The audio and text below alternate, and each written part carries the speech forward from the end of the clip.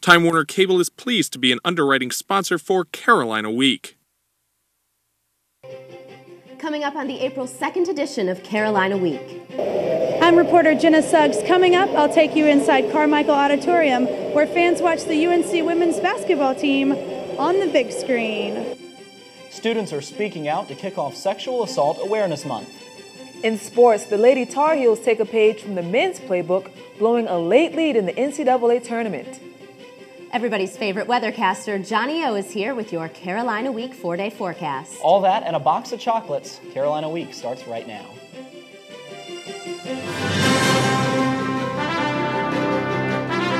From the School of Journalism and Mass Communication at the University of North Carolina at Chapel Hill, this is Carolina Week.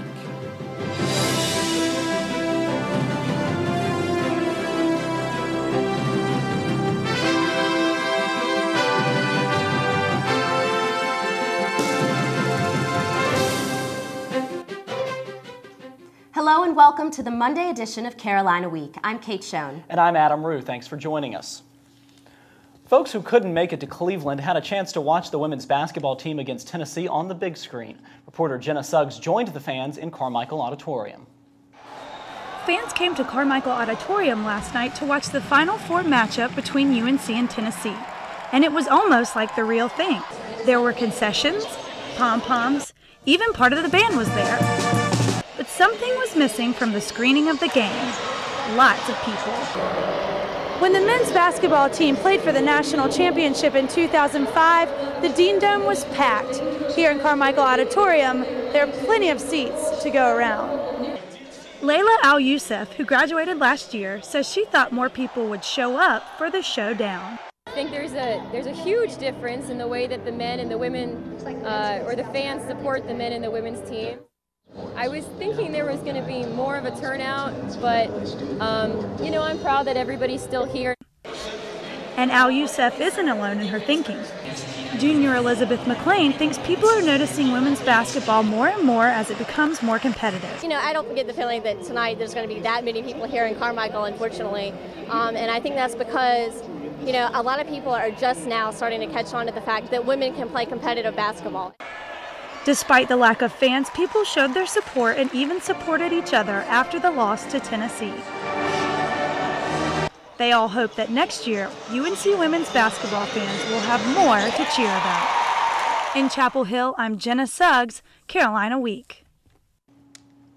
Viewers in Carmichael almost didn't get to see the end of the game. With about a minute left, technical difficulties caused the giant projector screen to show another TV show instead of the game. Well, thousands of people made the trip to Concord, North Carolina this past weekend to pay tribute to Jason Ray. He wore the Ramsey's mascot costume for 3 years. Universities across the country sent flowers, which surrounded Ray's Carolina blue casket, as friends and family remembered him through stories and songs. Ray will be buried on Tuesday in his parents' home state of Kentucky. If you're not able to travel around the world, you can still enjoy goods from as far away as South America and Africa. Local students and businesses held a fair trade craft sale on Friday. They sold clothing, jewelry, and shoes made in places such as Paraguay, Rwanda, and Guatemala. By selling goods such as organic coffee, vendors promote livable wages for their workers and healthy work environments. Student Ashley Heiser co-founded a fair trade and organic clothing company last year to improve international workers' conditions. So many of our products today are made in sweatshops. People are paid pennies for days worth of work, and they just can't make ends meet. So fair trade tries to equal the playing field for workers. Advocates for grassroots development in Uganda and the Federal Trade Federation sponsored the craft sale. Both groups promote economic development and sustainability.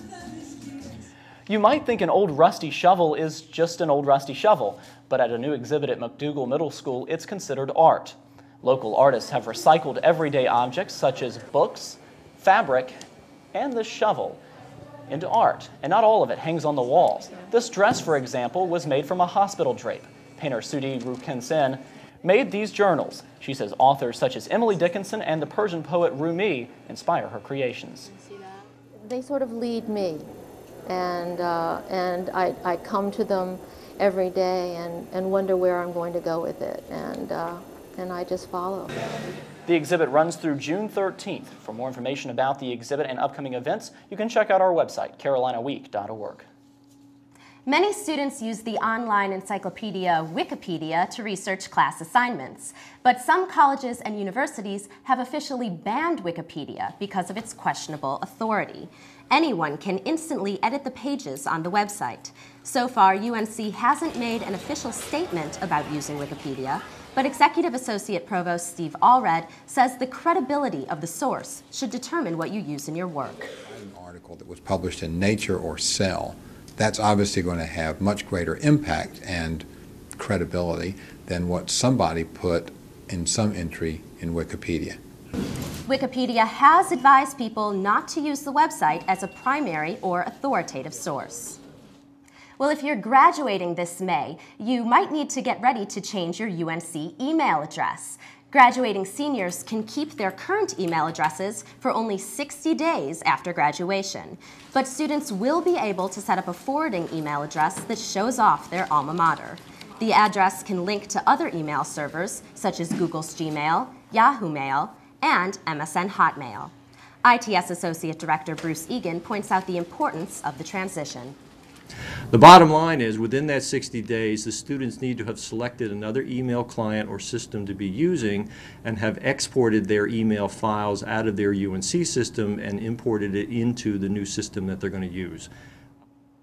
For directions about how to sign up for an alumni email address, visit our website, carolinaweek.org. April just isn't just the month for seniors to prepare for graduation, but also a time for everyone to become aware of a serious issue. Reporter Laura Rincon has the story. Sexual Assault Awareness Month, or SAM, kicked off today in the pit on UNC's campus. One of the partners is the Orange County Rape Crisis Center, and Assistant Director Krista Park hopes that this month will help open up some dialogue about sexual violence. Something is wrong. I'm really hoping to break the silence around the issue and letting survivors know that they're not alone and that it's okay to talk about experiences and it's okay to seek services and that there's an agency that is here to help support those in the community who have been impacted. I'm here in the pit where SAM volunteers have set up a display of t-shirts designed by sexual assault survivors. This t-shirt says, "Rape is not a women's issue, it's a human issue." So what else is on the agenda for the month of April? On April 11th at 6:30 p.m., the documentary No will be showing at the Chapel Hill Public Library. On April 15th at 3 p.m., the St. Thomas More Catholic Church will host a Healthy Relationships workshop in Spanish. On April 19th at 7 p.m., Dr. Margaret Abraham will be speaking in Chapman Hall on sexual violence in the South Asian community. And finally, on April 30th, the Carborough Century Center will host the 5th annual Shout Out Against Sexual Violence, where survivors will perform artistic works about sexual assault. The organizers are asking you to open your mind and learn something this month. I'm Laura Rincon for Carolina Week. You can learn more about the issue and this month's events by visiting our website, carolinaweek.org. If there's one thing college students are known for, it's finding a way to eat despite being low on cash. When we come back, we'll take a look at a low-cost food phenomenon and how it can affect your diet.